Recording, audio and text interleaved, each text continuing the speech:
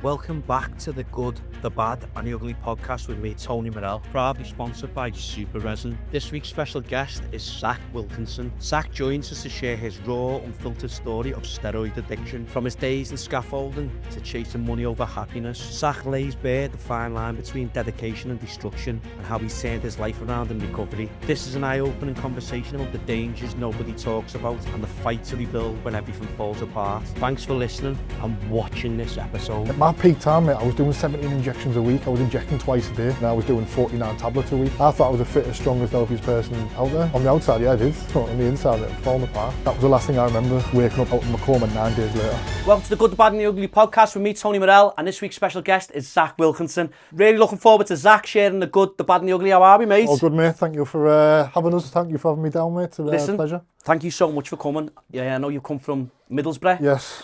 Bit of a trek for you, but I've been to Middlesbrough on a few occasions to watch Everton. I think they're quite the same, mate, aren't they? The Snowden and the Scousers and the Smoggies and that. I think they're quite similar, mate. Real people, mate. And I think, like all of our guests, should I say, are all real people who've got real stories. And Zak, your stories about struggles and addiction to steroids. Yeah. When you reached out to me, I thought, wow, this is an interesting story because, listen, it goes unnoticed, let's be honest. It does. It goes really unnoticed. And you know, your life story and, you know, you want to share, raise awareness and prevention. So, listen, Zak, I just want to get right into it. Where you're from, where you grew up, family life and school life was like? Yeah, so from Middlesbrough, 32. You say I left school at 16 at a young age. So that's when my addiction and my mental health struggles probably started. Left school at 16, so I went straight in the construction industry. So you can imagine what that's like. So I went straight into scaffolding.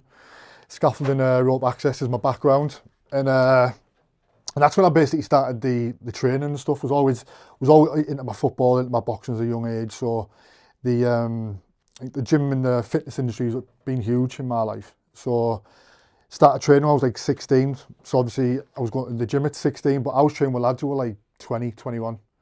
So that 4-year difference is they're 4 years ahead of me on strength, 4 years ahead of me on looks, how much they're lifting. Yeah. So again, my question straight away was like, how can I look like you? I want to be like them. I want to be like you, 100%. Yeah. How can I look like you now? And the quickest answer to that, mate, was jump on some steroids. Yeah. You know, family life, what was that like growing up before?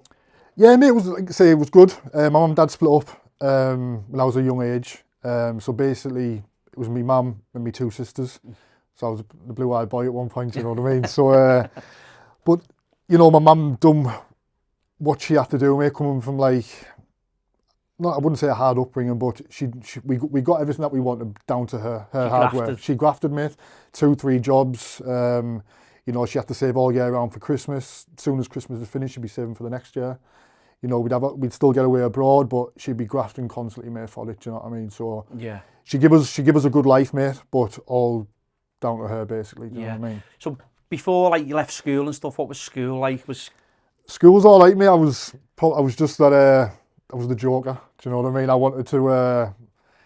Like many of us. Yeah, mate. If it was gonna get a couple of laughs or Zak do this, do that, and I would, and I'd be the one who's been going up with my mum and say I've just been suspended again. Suspended and stuff, you know, like that. So it was constant, mate. So the only reason that probably kept me in school was my football and stuff like that, do you know what I mean? So it was, well, I wasn't a bad kid, but just the joker. The mischievous, mate, being a lad, growing up and being a lad.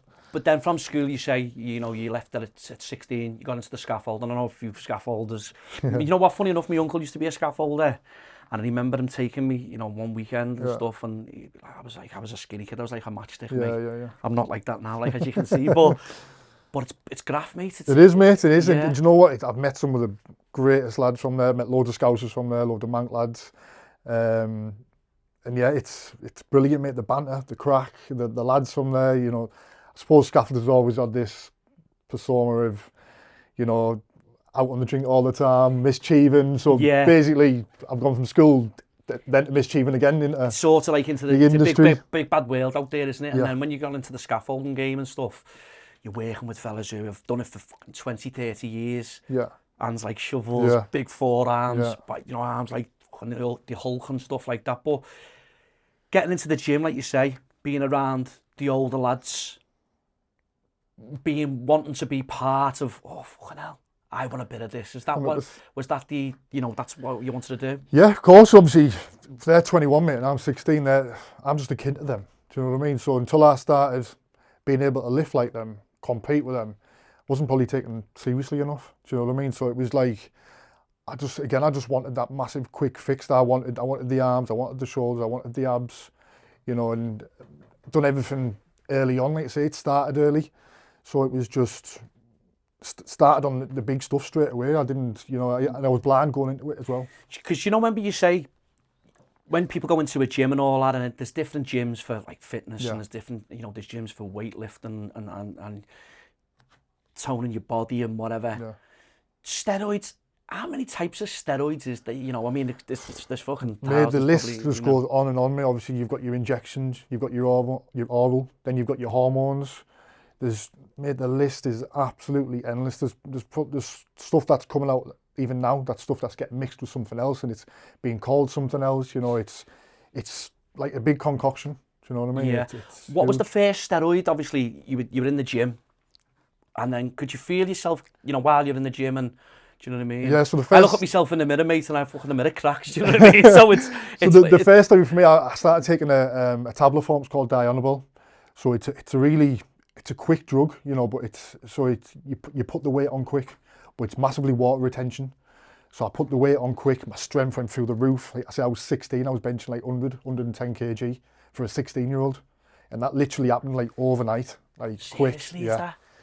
But at the same time, mate, it's coming out just as quick. As soon as I came off it, the spots, the oily skin, the mood swings, every side effect early on I was getting. Because as well, if I'm 16, I'm still not even a man yet. Yeah, I was going to say, you're still...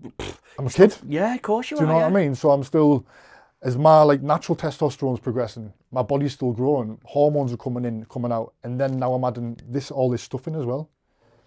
When you started taking, like, was it the oral form, did you say? So I started taking the oral form at first. And again, I didn't have no knowledge on... So you call it like a pyramid. You'll start slowly coming up and you'll come back down. Didn't have none of that. It was just... Did you just peak? Did you just... Just went bang, straight. And I had a bottle. I remember I had a big white bottle of them. They were blue tablets. And I remember in the morning, I just go bang. Open to get 3 or 4 tablets into my mouth. Anything around that. Seriously, yeah. Did any of the lads who were obviously in the gym around, like, thinking, fucking, I'll give you the pull to one side and say, Zach, come on, lad, fucking hell, or was it just... Because they probably obviously didn't see it, mate. They only see me for 45 minutes a day. Was you trying to, in that gym, in that way, you say... And around people, was you just trying to impress and stuff? Yeah, 100%. I'm trying to gain 4 years as quick as I can. To be on the same level as these? To be on the these? same level as these, mate. Yeah, like I don't want to be going in the gym and they're shotting 40, 50, 60 kg dumbbells and I'm sat there with my 12s. Do you know what I mean? I'm just like, nah, this isn't that one. I wouldn't get me to that point. Because when I see people who go different gyms and stuff, and I say, like, is it an addiction or... But no, it's dedication and stuff. But then there's dedication and there's addiction. What's the, obviously people... So like you say, you can be dedicated, you can be motivated, so you need that dedication and that motivation to get up at 3 o'clock in the morning to go do your cardio, which I would do every single day. You getting up that early? I was up at like 3:30 in the morning, mate, running to the gym. My gym was 5k away, so I'd run to the gym. That'd be my morning cardio. Then I'd train. Then I'd have my first meal in the gym. Then I'd walk home from the gym to get my steps. So even before 10 o'clock in the morning, I've done 3 workouts basically. And fucking hell.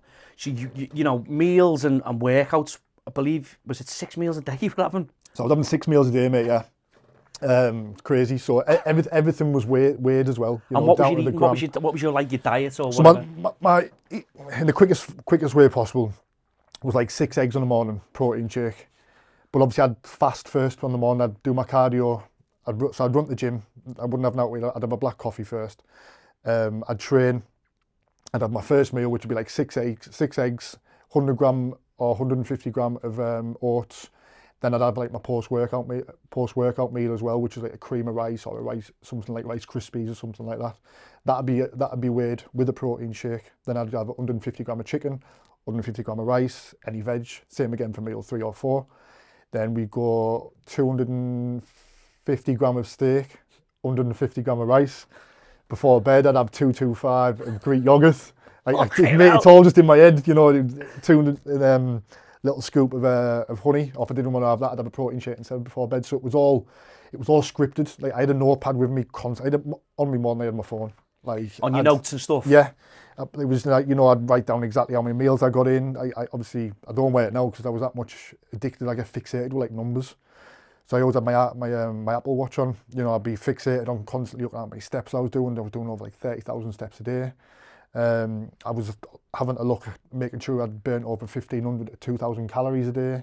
Like everything was scripted. That was then without all the tablets I was taking, all the injections I was taking, which was huge. That routine that you were in, that was like, you stuck by it. That was 100%. Yeah, it was just I'd like to say, mate, I was out at 3:30 in the morning, 4 o'clock running to the gym. Do you know what I mean? Like I'd be having my first meal in the gym, like, and I'd be coming home at like 9, 10 o'clock. Just done like 4 or 5 hour stint away from home already. My mum, you know, my missus and my baby isn't even out of bed yet. Do you know what I mean? Fucking hell, it's crazy, isn't it? You know, and you know, like you say, there's dedication, then there's like addiction, and then there's obviously, you know, trying to. It's one of them. But when did you remember them? Do you remember the moment when, just from when it turned to addiction? Do you know, when did it? You know, full blown. Yeah, full blown. It was probably about 2 years ago. It was like I signed up with a coach, and I was like, right, if I'm going to be taking all these steroids and spending all this money and, you know, putting all this time and effort, I want to do it big. I want to do it properly. I want a routine. I want to get everything down to the point. Because I don't even drink. I don't drink. I don't take drugs. Nothing like that. So I thought, if I'm going to do something, it's 110%. Which then, that's where my compulsive thoughts and behaviour came into it. Then, so that's what took over. So obviously it was 2 years ago, and it was just full pelt from then on, mate. It was just literally everything was wrote down. Like I'd be allowed to have one cheat meal a week, and I wouldn't even have it. Instead, I'd treat myself to like a Pepsi Max Cherry because I had 0 sugar, 0 carbs. That was my cheat. Do you know? Like, that's how. Not a chippy on the Saturday. No, mate. Like because that's when my compulsive thoughts and fixations would take over. Because I'd have that, and even though I'm allowed it, I'd think, you've just put that many carbs into you, or you've just put that many calories into you, go for a run. So I'd be staying up until sometimes like 11, 12 o'clock. Overthinking it. And I wouldn't enjoy it. I would not enjoy them cheat meals.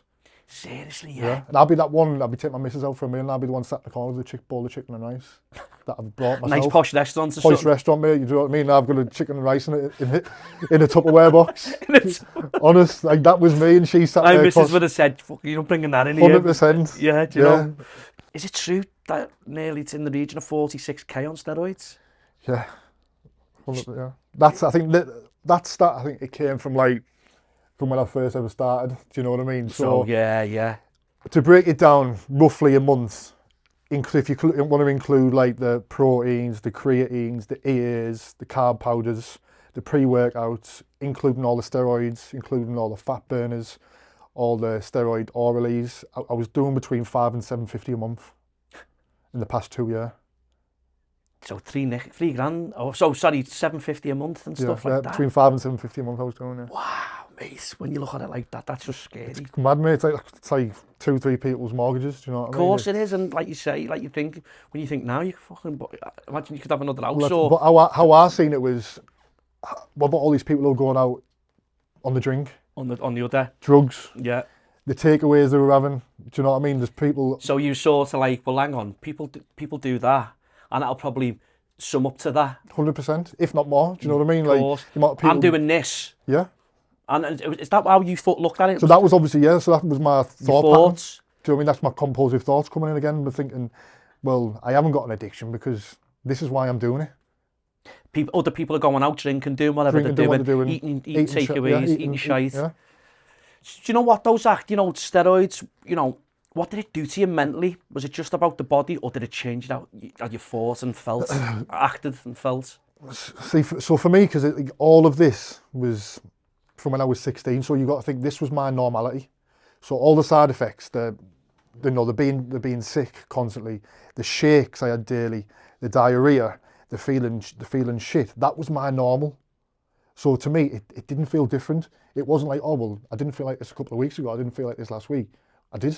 I've always felt like that. So but do you just think it was normal to go through that for what you were putting into your body and stuff? Yeah. That this is the process I've got to go through to be... This is the process that I've got to do, yeah. And I didn't care if you said to me, right, take this drug, you will look like this, but these are all going to be all the bad side effects. I wouldn't even be listening to you about the side effects. I'd be like, listen to the good part.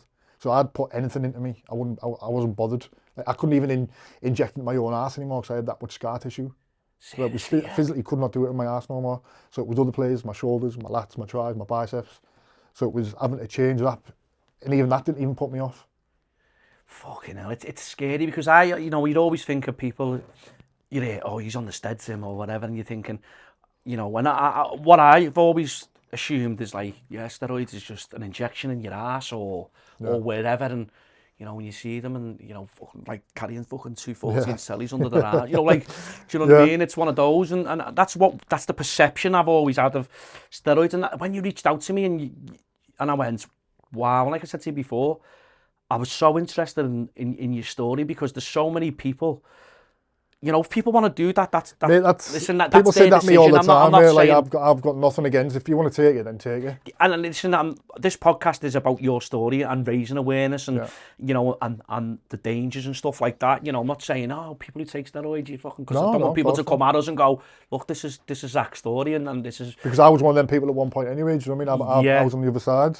You know, your story could, like I say, could reach out to like a girlfriend, a wife, a mother, a father, a sister, a brother, or whatever, worried about the family member and stuff and the dangers. And this is why we want you to explain, you know, your story and stuff. But was there ever a point where you felt this is out of control, but you kept going anyway?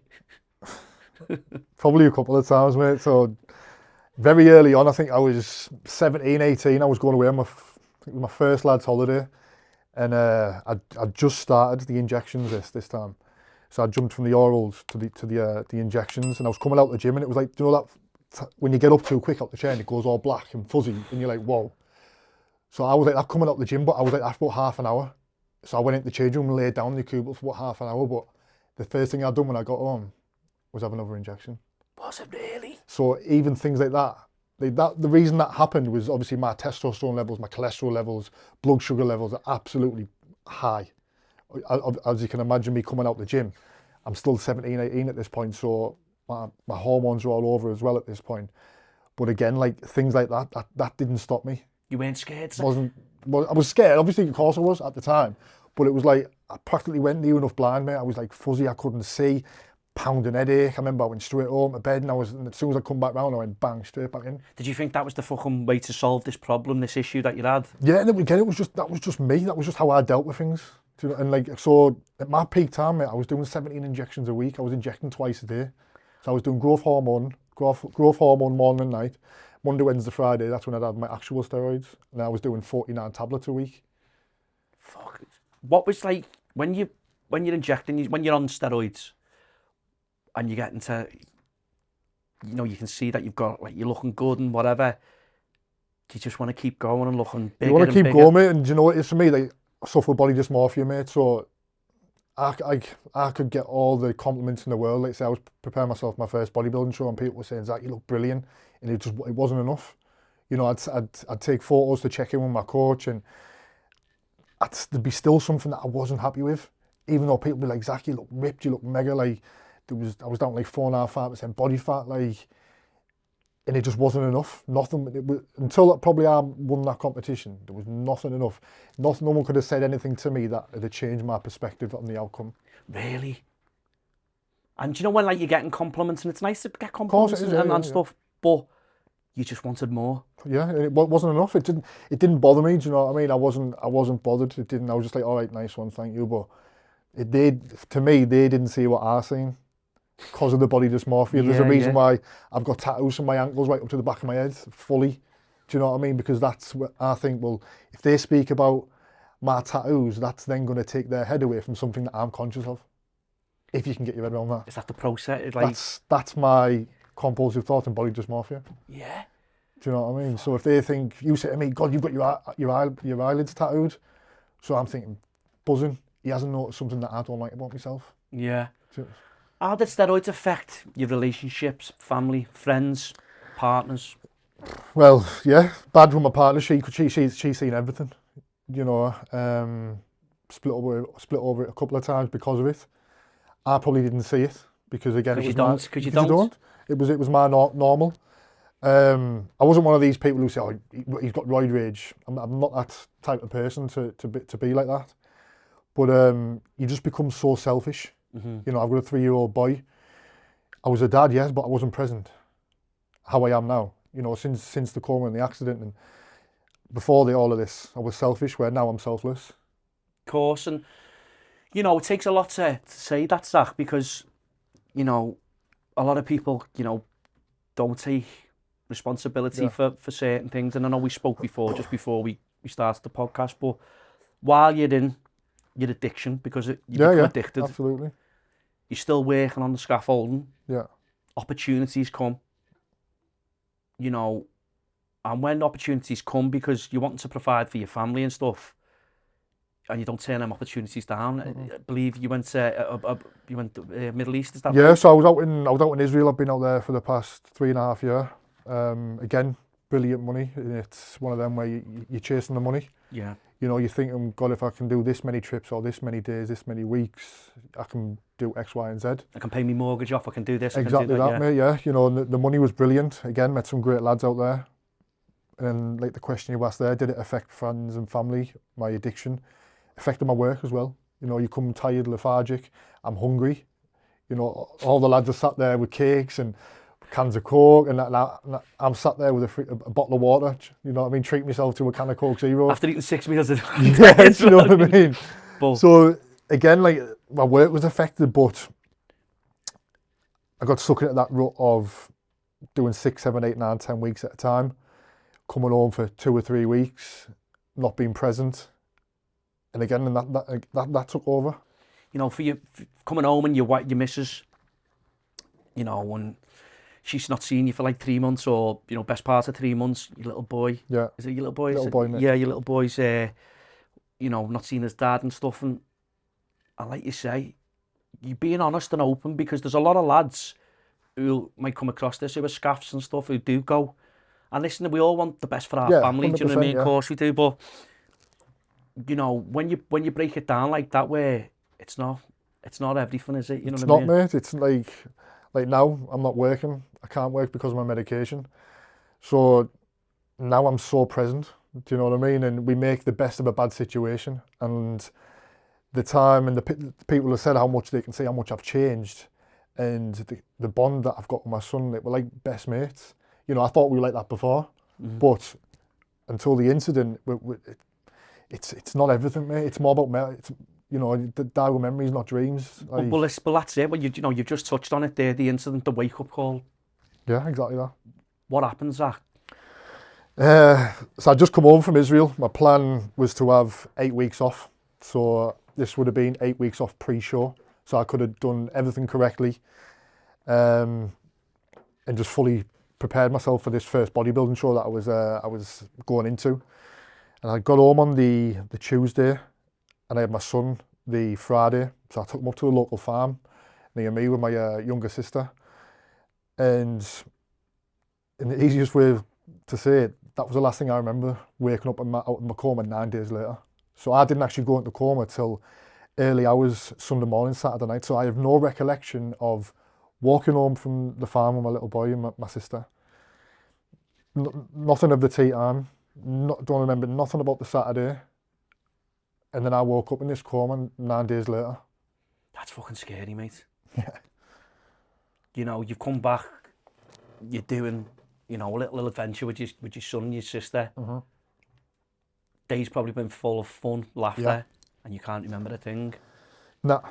Remember the last thing I remember was going in, we went at the Costa after, and that is my last recollection. Don't remember, it's crazy.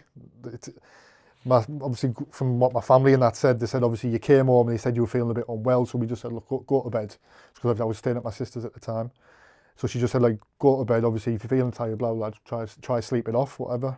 But obviously I don't remember none of this. Then obviously the next thing, the early hours Sunday morning, sorry, My sister's just heard a big bang. She's obviously pregnant as well at the time, so she lives in a bungalow.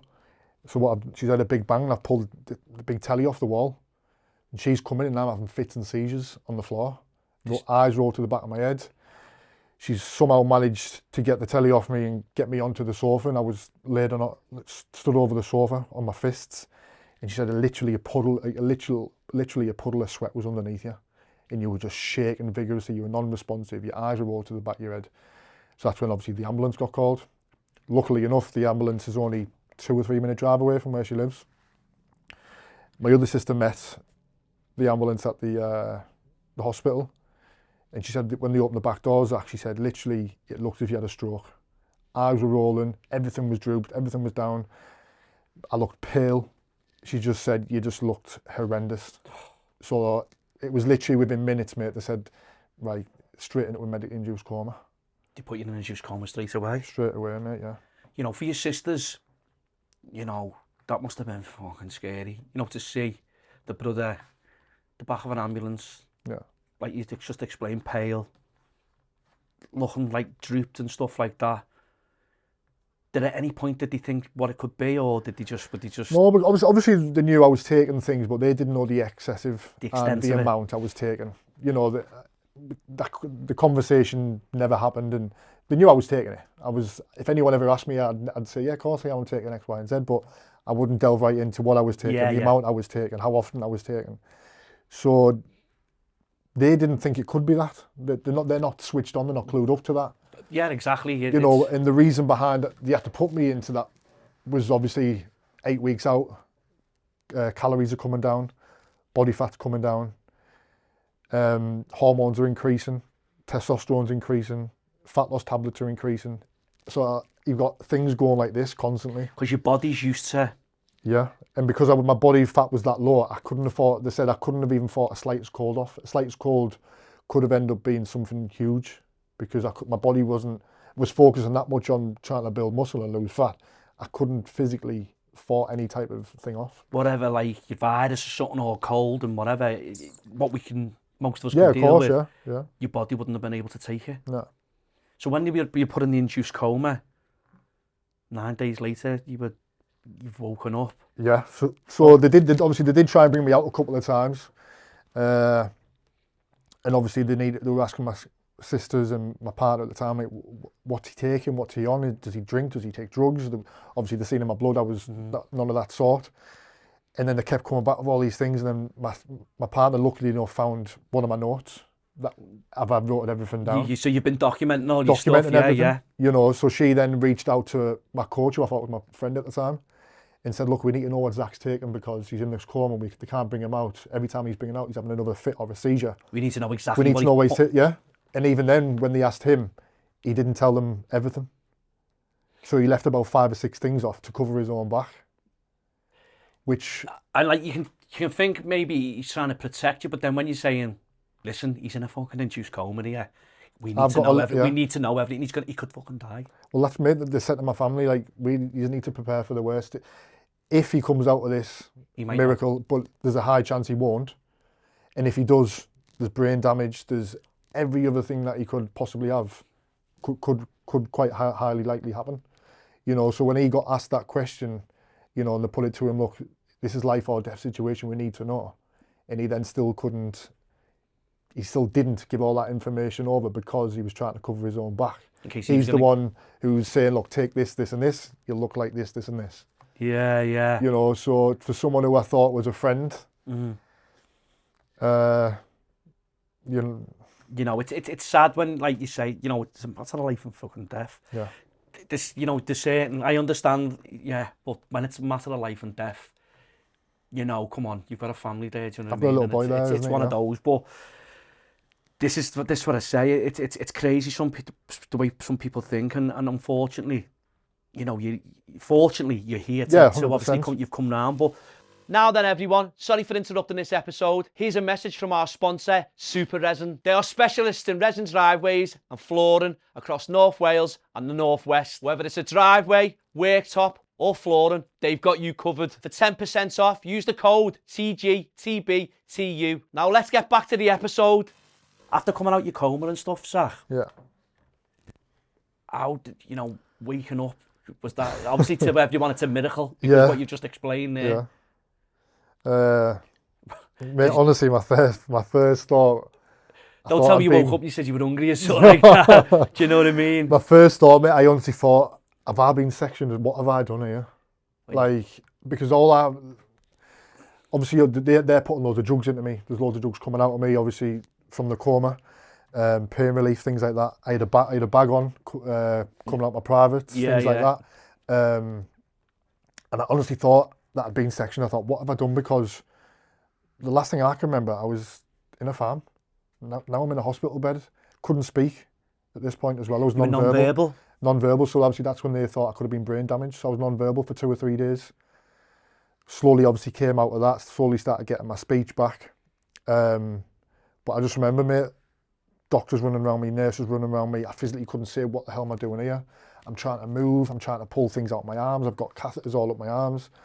Like I say, I had a bag on. And everything. I had a bag on. I'm trying to pull that out. I'm trying to pull these out. I can't communicate with them. And it was like the questions like, blink once for yes, twice for no. Do you know where you are? Like, I was just, mate, it was just... That must have been a scary experience, so obviously... But scary as well, though, because I thought, not even just for me, I thought, have I hurt anyone? What have I done? It's that thought process of like you said, 1 minute you're on a farm, next minute you're thinking, am I locked? Am I fucking sectioned here, or am I in a secure unit or something like that? And obviously being non-verbal, nothing's coming out. And I'm thinking, well, where's my family? It's weird because when you've just come out of that coma, does stuff start coming back to you, Zach, or is it a slow process? It's a slow process, mate. So obviously, after so long, for me, I thought, does anyone even know that I'm even here? Because time was going so slow for me. In my head, I hadn't slept in about 3 or 4 days. I couldn't switch off. I pictured someone over in the corner, like, I'll try and make a joke out of this. I seen a patient over in the corner, and he had hooves. Like, they say you see mad stuff. Was you hallucinating? Yeah. And even when I came home, I was saying to my sister, I was like, what about him in the corner? They were like, who? And I was like, the fella with the hooves, man. Like, mate, like, it's... And I'm like, looking at him saying, it should be you coming up the coma. How aren't you saying that? It's there. Like, I've seen him. Like, mate, it's so real. Like, it was... Even for that, I should have been sectioned, you know what I mean? But I heard his voice, I heard him asking for the nurses, I seen his name on the billboard where everyone's names was. It was in the ICU. It was so real, mate. It was crazy. And obviously, slowly started to get my speech back, and my partner came round, and she was at my bedside, and she was like, do you know why you're in here? And obviously I shook my head, so I couldn't hardly speak. And she was like, you've been in a coma, and even then it didn't register. You can obviously hear, you can see, but you're non-verbal. Zach, that must be terrifying, that, because what you're explaining is like, you've come out of a coma 9 days later, you don't know where the fuck you're at. Yeah. You obviously you've seen your partner, she's trying to explain to you, did you, when your partner's explaining that to you, did you break down, or was you, when... It just didn't register, mate. It just didn't register? I remember just looking at her and just in like disbelief. What's she on about? What's she on about? Like, it was just... It's hard to explain. It was just crazy because I was seeing that many things in there, and, it was hard. I'll tell you one thing I kept doing as well. I kept doing that because I was that used to looking at my Apple Watch, tracking myself. And my missus said, what are you doing? And I just kept doing that. And obviously it's not. And again, that's my... What's the name for? It's the process of... The fixations are coming in, even after a coma. I'm still trying to check it. And obviously I didn't even have a watch on, but she's like, why are you doing that? And I was still doing things like that. And even though I've just come out of a coma, almost died, I'm still thinking I'm looking and logging myself at my watch. To see if you're keeping everything up to date. And obviously I couldn't even walk. I had to learn how to walk again in there. You couldn't... You physically couldn't walk. Could not walk. There was physios in there. I couldn't leave hospital until I could physically walk again. How long was you in hospital overall? 2 weeks, just over 2 weeks, thereabouts, just over. That must have been scary, that, obviously non-verbal, your legs, you can't, getting up to try and go to the toilet or anything like that, and you say you had the bag on and all that. And then I even got, I got, after they brought me out of the coma stuff, I got put into another ward, and, you know, I thought people were after me. I was looking around corners. I seen someone in the corner. Paranoid and stuff. Paranoid, mate. When the nurse came out, I said, "Get me out of this room." And he's in that corner, different bloke. Him in that corner. Not the one with the hooves. Yeah, he was gone. I don't know. He'd gone back to the field or whatever. But and I kept looking on my curtain. I seen this bloke, and I said, "I need to go out." I said, "He's going to kill me. He's going to do something to me." And I remember, and she took me out, and I sat in the corridor, and she rang my missus to come down early. And I sat there because I was that scared of going into that other room. So I had my eyes fixated and locked on the floor, and I wouldn't look up or anything. Because I was that scared, so I got put in my own room, obviously for safety reasons. Yeah. And you know, when you're saying that, like, to the nurses and stuff like that, you know, your missus and your family, do you think they were thinking, fucking hell, Zak's going to get 100%. sectioned, you know, he's going to get locked up, you know what I mean? Because, but do you think that's to do with, obviously, the coma, or do you think it was to do with all the fucking steroids and stuff? And probably everything? a mixture of everything. Obviously, so the things I was taking are scientifically proven taken for stuff like bulls, cattle, cows, things like that. So you can imagine I'm putting a thing into me called Tren that is made for cattle compared to an 86 kilo man. Do you know what I mean? And then plus, obviously, me coming out of the coma, the drugs they were putting in me to keep me in it, the pain relief, then when the drugs they were putting in me to get me out of the coma. So it was just obviously a mixture of everything. But obviously I still wasn't out of the woods yet. They still thought there could have been brain damage, you know, things like that. And even now, I'm still taking, I'm epileptic now. There was no sign of that beforehand. I'm now that for the rest of my life. Epilepsy, you've got? Epilepsy tablets for the rest of my life, yeah. And that's due to? Due to everything that's gone on, yeah. I mean, it's crazy because, you know, when all like these young lads, and even young women, take steroids, you know, your story, what you're explaining, they need to have a little think about what, you know what I mean? And don't get me wrong, look, I'm not saying... No, mate, I'm the same. People are their own people, do you know what I mean? They can do what they want to do, and, you know, but I just think in the wrong circumstance, in the wrong hands, and not guided on it, not knowledge enough on it. Not knowing what about, taking some info about it. Yeah, mate, like, you know, you can get stuff that isn't even a steroid. Like, there's people who go out there and sell stuff, and it could be baby oil, things like that, you know, and there's a stat, it's like 40% of people who attend the gym have either took steroids or seriously considered them. That's nearly half the population of people who go to the gym. Like, that's scientifically proven, that's an actual fact. So it just shows that how high it is. And if it was, you know, 16 years ago when I started, at 16, and it's getting younger and younger and younger now. There's lads, I know loads of lads, young lads who go to the gym and they're on it, on heavy stuff at a young age. And you're thinking to yourself, look where it... Look where it's brought me. And obviously you produce testosterone yourself anyway, so if you're injecting yourself with testosterone... And taking it... Your body then starts thinking, well, I don't need to produce this no more, so I'm just going to not stop producing it. So at one point, so your testosterone is measured between 12 and 40. So at my peak, I was 150. So I was 8 times the average man. 3 times, well, obviously... Yeah. Where now I had to do a blood test the other day for the hospital, and I was 4.4. So I'm half the average man now. Yeah. So that's a scary statistic, what you've just said there, you know what I mean? But just like what you just said there about by injecting, I can't remember what the steroid was called, but what goes into cattle. Tren. And you've seen the size of like cow.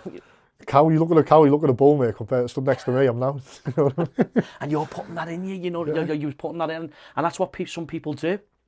And there's people promoting it, mate. You look all over TikTok, man, there's people promoting their cycles, there's people promoting, do this and you'll look like this, like, and it's out there in broad daylight for people, for young people to see. And young kids will be attracted, who are into the gym and they're wanting to get bigger and stuff like that. Social media again, mate, you've got these influencers, you know, they'll put one photo on of themselves, they'll look brilliant, but how many times has that photo been edited? You know, they're probably dehydrated, they probably starved themselves for so long, you only look like that 2 or 3, 4 months of the year, you know, and again, to maintain that it's like, you know, it's not possible. Yeah. It's physically not possible, you know. Lads are going to look at that, young lads, and think, I want to do that. And they can go on the internet, and the drug can be at the house within 2 or 3 days. All you need to do is type it in on Google. It's there. It's scary. Do you think, Zach, honestly, there should be certain things put in place for steroids and stuff? Absolutely. Because it's so accessible. Listen, it's like anything. How do you stop it? Or, I mean, you know what I mean? Is there a process that could be put in place where... Well, like say, you've got you know, you've got your GA for your Gamblers Anonymous, you've got your AA, things like that. There's nothing out there for steroids, you know, but what would you tie that in with, you know, because then you've got these young girls who were getting Botox, getting filler at a 16, 17-year-old. Yeah. Things like that, you know, so there's no awareness out there for steroid abuse. There's no help out there for it. Yeah. Because they'll just then tie it down to something else of eating disorder, body dysmorphia, compulsive thoughts, compulsive behaviour. They won't just tie it down to that because steroids are legal. They are legal to have. They're just illegal to sell. But this is what I said. I've said it a couple of times on the episode. Is as soon as you reached out to me, I thought, no, I want to get this guy on because, like you've just said, there's stuff out there for Alcohol Anonymous, Yep. you know, Cocaine Anonymous, all gambling and all stuff like that. Steroids is a big problem. Huge. You know, I see a lot of people who go to the gym. There's a lot of people who use the gym correctly Yeah, and do whatever, and like I say. Mm. But there's a lot of people who need to hear this because there's so many families out there who are probably, you know, who could possibly go through what your family went through and, you know, and you being in a coma and stuff like that. But, Zak, how did you physically feel at your worst? And, you know, the long-term, you know, the health scares that you're dealing with today? Well, the doctors said that I physically cannot take another steroid again. My body will just go close down. It can't happen. Shut down. Yeah. So again, like I thought I was the fittest, the strongest, the healthiest, looked the best. On the outside I did, but on the inside I was falling apart, mate. Kidneys, liver, you know, your heart increases in size. So just looking back on all of that now, what I've done myself, would I change it? It's a tough question because it's brought me to the person I am now. Yeah. You know, the addiction is still there. Would I love to go and put another injection in me? 100%, of course I would, because it's an addiction. Yeah. You know, do I want to go back and look and have the six-pack and the abs and look amazing? 110%. But it's what comes with it that I can't go back to that.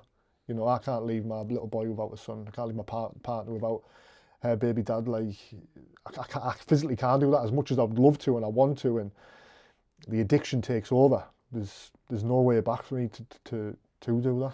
That's a big thing, Zak, that, you know, look, you're openly saying, you know, what you're saying, because look, at the end of the day, you've had to go through to fucking get where you are today, and it's very scary when you speak about what you've gone through and what you were putting in your body and wanting to have the abs, have the six-pack and, you know, want all this, but to where you're at today, you know what I mean? Speaking out and making a difference, I think that will help so many people out there, but also helping yourself, because it's part of my this is part of my recovery. Mate. Doing this with you, I'll come out of here and I'll feel on top of the world. You know, I've vented, I've got things off my chest.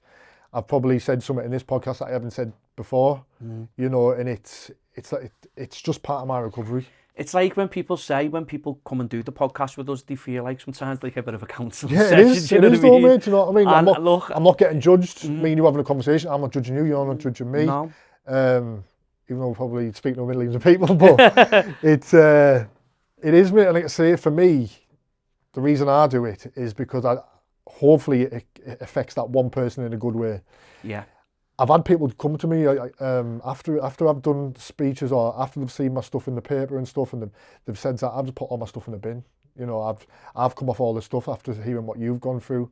You know, I've had close friends who've been on stuff, family members who've been on stuff who've stopped it all, and so even then I know it's changing lives already. But that's the message, that, you know, you're a real person with a real story, and that's why we want people like you on our podcast, because, like you say, making one person listens, or you save somebody's life, or, you know, you stop someone from going down the same road that you took. You've achieved what you've done, and like we said before, you know, going into places in the construction industry, into the, you know, maybe into like secondary schools, into colleges and stuff, because I think that's where it starts. Do you know what I mean? That's it. It's where it started for me. You know, the day I left school, 2 days later, I took my first steroid. Do you know what I mean? Well, this is it, and people, it's that thing again. So everyone wants to look the part, and everyone looks. Listen, at the end of the day, this is somebody who's been very close to death, and obviously they come out the other end, where some people aren't so lucky. Nah, you know, and whether it's, I just hold on to hope and faith, and, you know, I believe I came out of that coma to spread awareness, to promote it, to, you know, promote prevention, and not let others go through it, because I never heard of it before, and, you know, I didn't know there was anywhere to look or to reach out to places or to people who've been through it. So that's my thought process on it. Yeah. Hiya everyone, sorry to interrupt this episode, but here's a quick one from me. If you're enjoying the podcast and you enjoy what we're doing, you can now buy us a coffee. It's a simple way to keep those stories coming. No subscription, just that one-off bit of support. The link's in the description. Now back to the episode. What was the hardest part of coming off steroids? The mental cravings or the physical side effects? So yeah, so the cravings, yeah. You know, it was my routine. It was my routine. Every morning, every night, I'd have an injection. Monday, Wednesday, Friday, I'd have my steroids. It was breaking that routine. It's, you know, for going from... It's an addiction, isn't it? That's as easiest as it can be, mate. It's an Yeah. addiction, do you know what I mean? And it is tough, and it's probably always going to be tough, but how I deal with it is being comfortable in an uncomfortable situation or a circumstance. Yeah. So it's learning to... We have our bad days, everybody does, you know, and it's learning to how to overcome. That day might be different from yesterday. The craving that I'm feeling or the addiction that I'm feeling, but as long as I take something positive out of that day and I don't have the injection, I don't have the tablet, then I'm another day clean. Yeah, that's it, and that's the way to approach it and stuff. And what's it feel like when you see people in the street or whatever, and like you just said, when they're saying, I've seen your article or I've seen you on this. And so for the first 4 to 6 weeks, mate, I didn't even have my phone. Kept my phone off, kept social media off. Wasn't leaving the house. Even now, was that due to embarrassment? Exactly that. Was it? Didn't want to own up to what I'd done. Didn't want to own up to what I put my family through. Didn't want to accept that it happened to me. And you never think it's going to happen to you, do you? Mate, again, like I said earlier, I thought I was the fittest, strongest, healthiest person out there. Yeah. On the outside, yeah, I did. On the inside, mate, it was falling apart. You know when you say you're falling apart, Zach, you've got this big physique, handsome looking fella, fucking inside there and in there. What was you going through, mate? Again, it was a big cover-up. Again, like I spoke about my front. Of course it was. Not this hard man front, because that's not the person I've ever tried to be. It was just... I needed a reason why, I needed a purpose, I wanted to win at something, I wanted to achieve at something big. I wanted people to say, Jesus, Zach's just won that competition there, he looked absolutely amazing. And possibly at the time, if I did do it, it probably wouldn't have even been enough again. Yeah, yeah. You know, that's my mental health coming into it, but it's just probably never feeling good enough, really? Worthy. Yeah. And do you really think that, mate? Is that how you felt? Yeah. That's how I felt. Like I say, some woman said to me before, are you embarrassed about it? And I said 110%. We had a conversation and she said, but I thought you want to do X, Y, and Z. You want to go and speak. You want to do this. She said, but you're embarrassed. And I was just like, nah, you're right. 100%. You should be proud. Now I am. Yeah. Now I am proud, mate. At the time, you're probably thinking. At the time, exactly that. You know, and now I am proud. I am proud that I've come out of a coma. I am proud that I escaped death. You know, I am proud that hopefully my son's going to say, my dad's went through this, and this, and look where he's at now. Mm-hmm. You know, that's the point I'm at now. And your son has got a dad. Exactly. And it could have been a lot different, Zach, you know what I mean? Where, you know, you wouldn't be sat here speaking to us. Yeah. But most importantly, for your family, your missus, your son, you know, all your family, your sisters and everybody else, your mum and stuff like that. And, you know, at the end of the day, mate, you've got to... I always say this is a cliche, you've got to go through the good, the bad and the ugly. Exactly that, mate. There you go, straight. I've got to get that in. You've got to get it in. But you know what? People say you've got to go through some real shit mate, to come out the other side. At the time when you think you're sinking and you're thinking, oh my God, how do I get out of this or whatever, and whatever situation you're in, whether it's addiction, whether it's a problem that you've created or whatever, It's how you respond and how you come back from that. 100%. Like, mate, I could have went off the rails after all this. I could have hit the drink. I could have hit the drugs. And people could have said... So many people do, though, yeah, Zach. and people could have said, well, he has been in a coma, he has been through shit, and he has done, you know, he's been through a lot.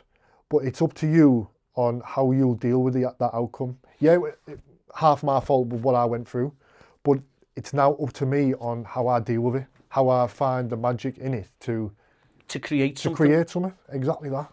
But you know when you're saying about drinking, like people deal with it drinking drugs, and that's people's way of coping. And that's their coping mechanism. That's their coping mechanism. And I'm not going to knock fine. people for that if that's how they can cope. 100%. Done it myself. Yeah. And the thing is, and I've said this to one or two friends who were in a bad place, and I said, listen, you're going to go off the rails, and you've got every right to. It was a friend of mine, lost his mum and that. And I said, no one's saying you can't have a drink and whatever. But tomorrow will be 10 times worse, kid. Yeah, of course it will, yeah. Just fucking finish that drink and get yourself home and that. And like I say, it is a coping mechanism, you know, and everybody's different, mate. If everyone was the same, it'd be a shit world. You know, everyone is different. Everyone deals with things differently. Everyone has different views. Everyone has different aspects on different circumstances and situations. And that is absolutely fine. Of course it is, yeah. That is their coping mechanism. That is absolutely fine. But we all deal with things very differently, do you know what I mean? And that there's no harm in any of that. Zach, what advice would you give to someone listening, watching right now, who's about to start on steroids and struggling to stop? So first of all, I'd say for someone who's wanting to start on them at a young age like I was, you've got time. Trust the process and enjoy the journey. You know, it's trial and error at the end of the day. You know, you have got so much time on your hands to think of what works for you in the gym. You know, does a push-pull legs work for you? No, that's absolutely sound. Let's go back to the drawing board. Does a different body part work for you? Yeah, perfect. You know, do you want to lose XYZ weight? So we'll go on this type of diet. Did that work for you? Nah, no problem. Let's go back again. Let's start again. Let's start fresh. There's different processes to look at, isn't there? 100%, yeah. You know, there's different journeys, and I just think enjoy the journey that you're on. Enjoy your body, embrace it, and you know, just trust the process of it. You know, you don't have to jump straight onto the steroids like I did. Look at my story. Look where it got me. It's called a performance enhancing steroid. What's enhanced about me? Jack shit, mate. Do you know what I mean? There's nothing enhanced about me in the slightest. Yeah. So it's just, I'd just say, like, look at what I've been through. Do you know if someone come calling one of these CEOs of one of these big, what's the name, gyms and stuff like that to go around the UK, the world, going into gyms and fucking speaking to members and stuff like that, would that be something that you'd love to do? And absolutely, mate. It's the gym. It's something that I love in the nicest way possible. Mental health is what I love. I like seeing a change on people's faces. So when I've been going into, I went and done a couple of talks into it. Do you still go to the gym, Zach? So at the minute, the anxiety, I just can't step foot in that weightlifting gym, mate. Can't do it. Right. There's a boxing gym that I used to go to, and they've reached out, Lions Den, back in Middlesbrough. Brilliant gym, mate. They've had some brilliant boxers come out there, lads from the BKFC, things like that. And they reached out, and it was just me going down there and just interacting at first. You know, I get on really well with the coach, Mark. They say there was ex-addicts in there, there's people struggling with mental health. And they reached out, and we were just going down there and just having the conversations at times, you know, and then slowly got back into the training side. So now it's more looking into the training side of it and the health benefits, not just the looking like such and such. It's now I'm wanting to feel fit, I'm wanting to feel strong, not just look a certain way. Yeah. What did I feel like when you were speaking to the lads in the gym and stuff like that? Was you nervous and stuff like that? Yeah, of course, yeah. I went and done a talk to people coming who was in rehab. So there was people who were just starting, there's people who were halfway through the program, there's people ex-addicts, things like that. And the response I got from it, mate, was just, again, amazing. Like, we're having this conversation, I'll leave here today and I'll feel amazing. I left there and I felt brilliant. Yeah. People coming up to me, having a conversation. You know, mine was steroids, but theirs was something else. Yeah. But I had that something in common. We had that addiction in common. We had that fixation in common. And it was just, you know, it was probably nice to see someone like me to go into there and think, bloody hell, he's an addict.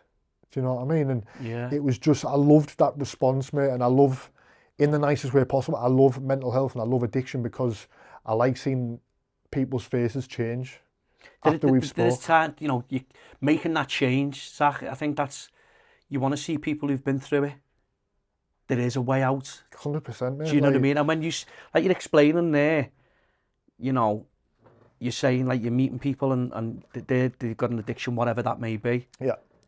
But you're both there and you're speaking. There's no judgments. There's no nothing. There's nothing You're at all. there for the same thing.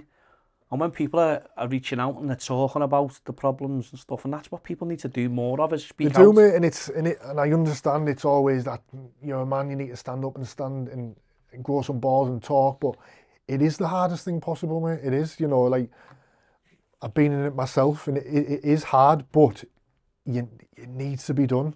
I would much rather someone reach out. I've had people reach out to me and have that conversation about their struggles and about their mental health issues. I'd much rather them do that than me get a phone call a couple of days later and say, have you heard about X, Y, and Z? And you know what? It happens so much. It does. I seen a stat today, Zach. I think 84 men a week. I think it was 12 men a day. 12 men a day. I yeah. tell you who it was. It was Callum Best's mum, Angie Best. Yeah. She shared it on her Instagram today, and I just come across it and I was like, wow. I think it's 500 and odd thousand people a year lose their life due to addiction and mental health. It's a scary statistic, mate. And you know, like you just hit it on the head, I'd rather you speak to me. I mean, I'm no therapist. No, and I'm not. Do you know what I mean? You know what I mean? But I don't portray to be. I know don't, what I mean? but if I can help in any way, shape or form, I've had lads reach out to me, mates, even after my story, I'm still in my recovery, but if I can help someone, one mate, change and just listening to somebody, and you know, sometimes people, especially men, don't like speaking about feelings. They put that mask on, Yeah. that front on. Yeah. And when you sometimes reach out to people, you don't want to pass the buck and pass your problems on to anybody else, but sometimes you feel like that person that they're reaching out to is the only person they can speak to because they're the best friend or whatever. And sometimes when the best friend doesn't, what's name or whatever, they don't want to go. They feel embarrassed to go and speak to someone different. Or they don't want to put a down on somebody's day. They don't want to shift like they're having such a fantastic day or their life's fantastic and stuff like that. But sometimes just giving time just give someone, you know, just give that time, because how would you like it on the shoes on the other foot? Exactly. And it's so scary when that statistic we just spoke about then, because like you say, it's just happening so often, you know what I mean? It's we all know somebody. Of course we do. Who you know, sadly. Yeah, we know someone who's an addict, struggles with mental health, or has committed suicide. We all know somebody with it. You know, I've had a couple of friends and stuff, and you just wish, oh, why didn't? And you just don't, you know what I mean? And you just feel so. Yeah.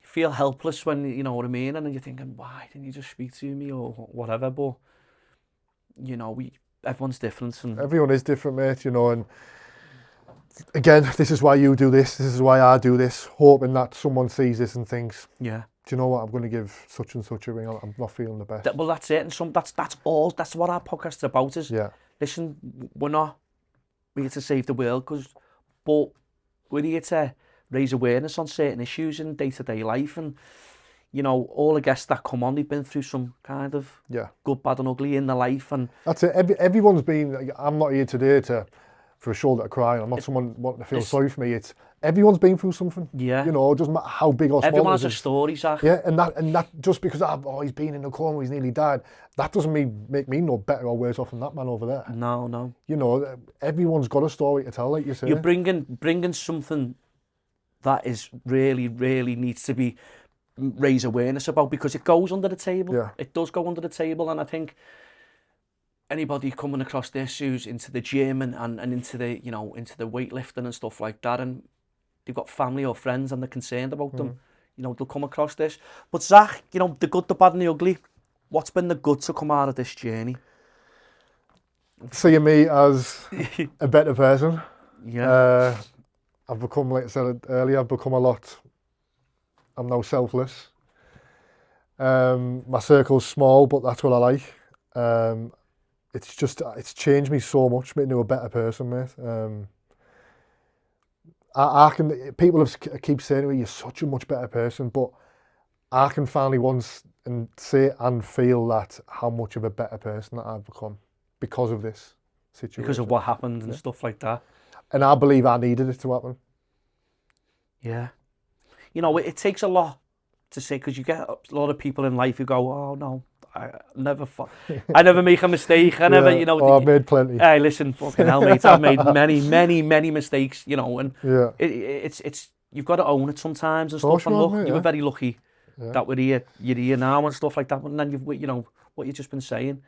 Oh, I needed to do this better. And look, it takes a lot to admit that. Yeah, of course, yeah. You know what I mean? What was the absolute bad? The part you wish you could erase?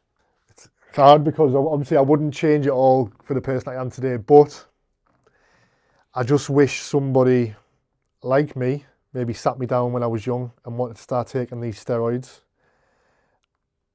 and explain the dangers and the end result that it could possibly go to in a wrong circumstance like it did. Mm-hmm. So I just wish I was pulled to one side early on. I wish I was told about the dangers, the risks early on. Because when you're a young lad, you think you know it all, don't you? Yeah. You think Still do. Yeah, listen, like we all do. But yeah, I think sometimes having that person to say, you need to fucking get a grip of this here, you know what I mean? You probably don't want to hear it. Yeah, you probably don't want to read it, but the realisation of it all, mate, yeah. It's a scary one.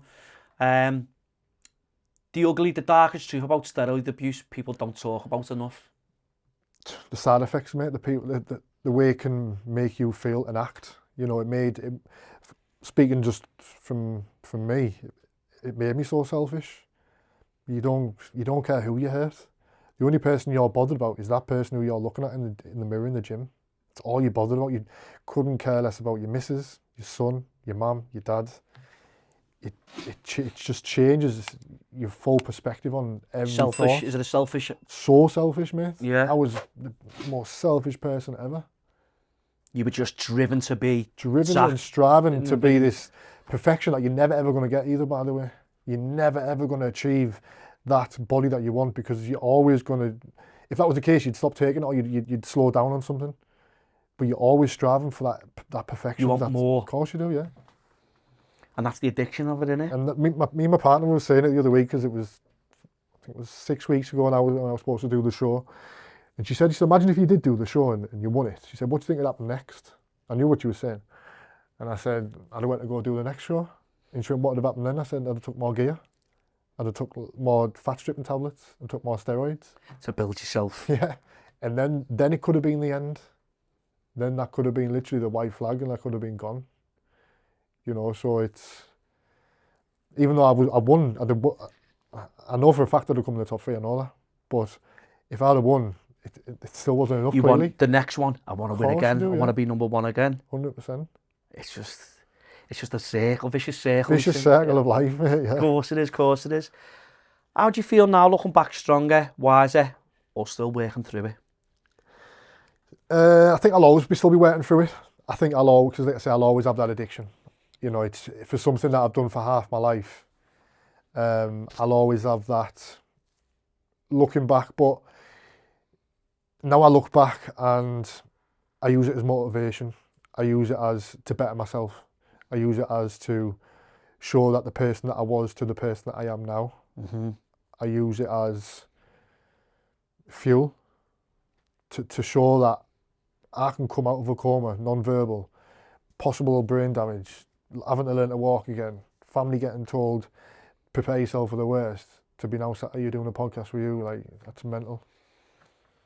You know, that's a what's name on yourself though, Zach. You know, you've got to take a lot of credit to, because some people could just give in and just, you know, don't want to work at like they think, oh, this is it.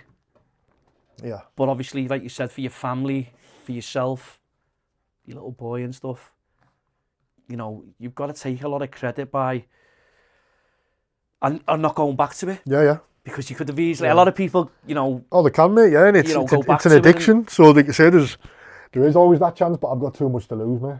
Not just my life, because my body couldn't take it then, but it's my partner's life, it's my little boy's life, and that's no chance. No, and that's not a chance. Do you have goals or ways you want to help others avoid mistakes you have made? Yeah, so like now obviously is my recovery, which I've set something up of my own called Recovery is No Race, which my aim is to Is your go brand, around. is it a brand? So that's my brand that I've set up. I've started from scratch, mate. I've had a good couple of sponsors reached out. I've had Cladders UK, JMac and Croft Rigging who've helped me start it up. And it's basically going out, telling my story into schools, colleges, work sites, workplaces, rehabs, centres, things that I've already done. It's been hard, because obviously I'm recovering, but it's been hard to set up, trying to reach out to these people, but it's something that I'm passionate about, and I know for a fact Recovery is No Race is going to be huge. I know that from the bottom That's of my heart. the, you know, the type, you know, the brand, the name, Recovery is No Races. Do you know what? It's weird how it comes. How did you come up with it? It was a nurse company in the see, this is my compulsive behaviour and thoughts coming in again. OCD's kicking right in. I'm all of a sudden going to be this mad therapist. So I remember this nurse come in, she just said, look, you've got a long road to recovery, you know, Zach. And I said, I know. She went, but just remember, there's no race. It just went, bang, recovery is no race. I'm going to do this. I'm going to do that. Do you know what I mean? Is it just like a big, like... It's a massive light bulb moment, mate. And, you know, I've got a PowerPoint set up. I've reached out and I've done a couple of talks already to a couple of, like say, rehabs and work sites and workplaces. So it's like, say, it's building that brand. Like I say, I like to do like little inspirational, motivational videos on TikTok and stuff, and you know, just things that I just want to make a change, mate. I want to see other people happy. I want to see that it is possible. You know, like you're saying there, like construction sites, because you were in the construction game and stuff like that. That's a biggie, mate, because the amount of young men and women you get, obviously, you do, mate, you do. On construction sites. A lot of construction workers, you know, in bad places and stuff, through whatever addiction they're involved with, you know what I mean? And I think you going onto a site, you know, and they're all in their in the what's name cabin and all That's that. it. All what's name round, scuffling And for I think shit. it's like you say, it's been relatable as well. It is relatable. It's real. It's real, exactly. Real life. I've been there and done it. I was one of them lads who I've been in the canny, in the canteen and all in that. the canteen, in the cabin. Do you know what I mean? I've been a scaffolder since I was 18-year-old, 19-year-old. So, you know, I've been one of them people, you know, and I wish someone like me would have come in and told a story, because I wouldn't have had the addiction I have now. I wouldn't have had all. Like you said, trauma. pulled to one side, or listening to somebody who, you know, the dangers and the, you know, the do's and don'ts and stuff. Because, like you say, you think you know it all, and then you get to a point in life when you say, like, you're thinking you're on site, you know, you obviously your trade was a scaffolder, but you've got like lads on there who are brickies, you know, scaffs, roofers, you know, plumbers, sparks and stuff like that. Going through the, you know, everyone goes through some kind of adversity in life, and whatever addiction it might be. Obviously yours was steroids. That person could be bad on, you know, could have a cocaine addiction, an alcohol addiction, could have some kind of addiction, but the you know, and by speaking out. And they could, like you say, they can even have stuff that they've brought in from at home. Someone else could be struggling at home that then they're carrying on their shoulders. And they see it. Do you know what I mean? You know, and then they're bringing that into their work. So it's huge, mate. And if they say it's not just that one person that mental health or addiction affects, it's their outer circle, it's their inner circle. It affects everyone. Of course it does, yeah. You know, the people closest to you, and, you know, even friends, you know, and stuff like that. But I think, like you're saying, the construction sector and stuff like that, hopefully someone can come across this and reach out to you, and, you know, recovery is no race. You know what, you're seeing your logo and all that, and you think, oh, that's so buzzing for them. But then it's like going into schools and colleges and even workplaces. Not just construction. Just not construction, but any type of workplaces, obviously, mate. It was because that was the sector you were involved in and stuff like that. But that'll be great. How do people contact you to obviously, you know, get in touch with you? So I say I'm on LinkedIn under Recovery is No Race. I'm on TikTok under Recovery is No Race. Recovery is No Race at hotmail.com as well. So it's accessible, it's out there. It's everywhere. Yeah. But that's you've got to put yourself out there. You've got to, mate. You know, there's probably going to be people thinking, what's he doing? Who does he think he is? But I'm doing this to give back, mate. There was them nurses in there were cleaning me, doctors looking after me, you know, and I'm doing all this just to give back. I'm just an average daft scaff who's just wanting to give back, mate. You know what I mean? Daft scaff. No, but listen, you're raising awareness, Zach, and like you say, some people... Listen, at the end of the day, you're doing it for the right reasons.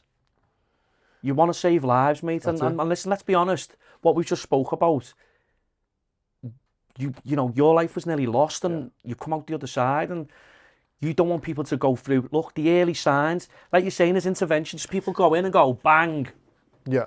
Like you say, it could be someone at home, and they come in, and they're struggling in work and whatever, and then they can go home and they can, you know, relay this back to the fucking mum or the dad, or the, you know, the brother's struggling or something, or the sister's struggling, or whatever it is. Yeah. By you going and speaking, and I think it's a fantastic thing that, you know, you're looking to do, and hopefully be seeing people with your merch and stuff like that, you know what I mean? No, it'll be great to see. There's no raised caps and everything, and beanies, a lot, man. No, brilliant. Family life today, mate? Amazing. Absolutely amazing, mate. I feel like I've got my family back. There was relationships to rebuild, you know, and like you say, my mum nearly lost a son, you know, same for my little boy. But this moment in time, mate, it's brought us closer together, mate. You know, sometimes it takes for something to realise, you got to realise what's there right in front of your eyes at times. And I've got everything there that I want in front of me, a brilliant partner and a brilliant little boy, and it's there in front of me. All I need to do is just reach forward and grab it, and it's there, and it is. No, that's brilliant to hear. And like you say, your missus, and you know, she sounds like she's been there for you and stuff like that, and you know, a lot of what's named for it. You know what I mean? But what's in the pipeline for Zak Wilkinson? Is to just, like you say, to grow this brand, mate. To be, you know, this recovery is no race. It's not. In years to come or in months to come, it's not just going to be about steroids. It's going to be about people who struggle with mental health. It's people who's going to struggle with drink, drugs. That's the reason why it's called recovery, because it's all types, everything. So like I say, my main focus is just focusing on that. That is everything I'm doing now, is just putting my time and effort into that, my time and effort into my family, and just becoming a better person, mate. Just showing people that you can get through Anything's it all. possible. Anything is possible, mate. Now, I always say to people, you know, a little quote I always say, strong walls shake, but they never collapse, you know what I mean? And it's something I seen many years ago, because, you know, we can all be strong and we can all be weak. Yeah. And then at times you feel like, I can't fucking carry on. You know what I mean? I'm exhausted. I've just got nothing left. Mm-hmm. And it just stuck with me. And like yours, recovery is no race. It's that like light bulb moment. Same way, we all gonna have our bad days, you know, and how I say it, you know, the top of every mountain is the bottom of the next, you know. So it's just because you've got your good days, there's gonna be bad days. You've got to just embrace them, because that's what you said earlier, man. You've got to hit rock bottom. That's what molds you into the next person, into the next you. Yeah. Listen, Zak, I just want to say that was a powerful episode, and you know, raising awareness and, you know, about steroid abuse and being addicted to steroids. Yeah. I just want to say thanks so much for sharing the good, the bad, Brilliant, and the ugly. mate. Thanks Thank very you. much. Cheers. Mate. Cheers.